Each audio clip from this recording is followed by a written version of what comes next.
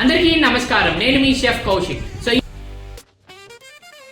ఈరోజు అయితే మనం ఆనపకాయ ప్లస్ పాలు ఈ కాంబినేషన్ లో రుచికరమైన కూర అయితే ఎలా చేయాలో నేనైతే మీకు చెప్పబోతున్నాను. హాస్టల్లో ఉన్న వాళ్ళకి కూడా ఇది చాలా ఈజీ టెక్నిక్ అండ్ చాలా మీకు త్వరగా ఒక కర్రీ చేసుకుని తినాలనుకుంటే this is one will be your option అనమాట.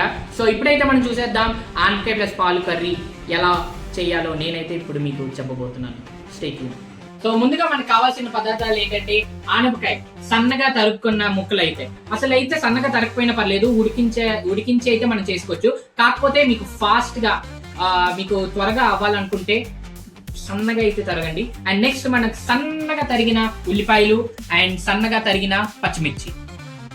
ముందుగా స్టవ్ మీద ప్యాన్ పెట్టి స్టవ్ వెలిగించిన తర్వాత మనం తగినంత నూనె కాగిన తర్వాత అయితే మనం కొంచెం ఇవి పోపు గింజలు అయితే మనం వేసుకోవాలి. ముందుగా ఇవి శనగపప్పు అయితే వేసుకుందాం కొంచెం, అండ్ తగినంత ఆవాలు అండ్ తగినంత జీలకర్ర అండ్ కొంచెం ఎండుమిర్చి అయితే ఇలా తుంపి అయితే వేసుకోవాలన్నమాట.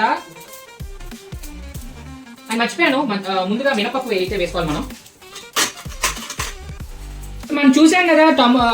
ఉల్లిపాయ అయితే వేగాయి అనమాట. మీకు ఇంకా క్లారిటీగా చెప్పాలంటే కొంచెం బ్రౌనిష్ గా వచ్చిన తర్వాత అయితే మనకి వేగినట్టు అనేది అదో సూచన అనమాట.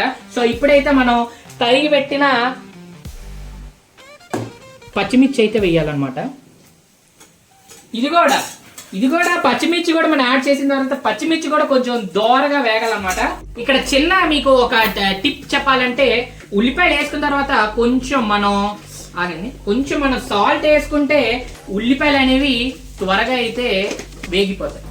ఇప్పుడైతే పచ్చిమిర్చి కూడా వేగిన తర్వాత అయితే మనం తరిగిపెట్టిన ఆనపకాయ ముక్కలు కూడా ఇప్పుడు వేసుకోవాలన్నమాట. సో ముక్కలు మనం యాడ్ చేసిన తర్వాత మనం తగినంత పసుపు తగినంత ఉప్పు వేసుకొని మూత అయితే మనం పెట్టుకోవాలి. అవి అయితే కొంచెం ఆనపకాయలు ఒక 10 నిమిషాలు మగ్గించాలన్నమాట. సో మధ్య అయితే మనం ఒక 2 సార్లు అయితే మనం ముక్కలు కలుపుకుంటే కొంచెం బాగా ముక్కలు అనేవి కలుపుతాయి అనమాట, బాగా మగ్గుతాయి. ఇప్పుడైతే మనం తగినంత పాలు అయితే దీంట్లో పోసుకోవాలన్నమాట. సో పాలు పోసుకున్న తర్వాత ఒక 10 నిమిషాలు లేదా ఒక 5 నిమిషాలు అలా ఉంచి ఆపేయచ్చు. అప్పుడు మీకు కూర రెడీ. సో ఇక్కడ ఏంటంటే పచ్చిపాలని పోయొచ్చు, కావాలంటే కాచి పాలు ఉన్నా సరే పోయొచ్చు, మీ ఇష్టం. ఇప్పుడైతే రుచికరమైన ఆనపకాయ పాలు కర్రీ అయితే రెడీ అయిపోయింది అనమాట. ఇప్పుడైతే మీరు అన్నంలో సర్వ్ చేసుకోండి. అబ్బా కమ్మగా అయితే ఉంటుంది. Thank you.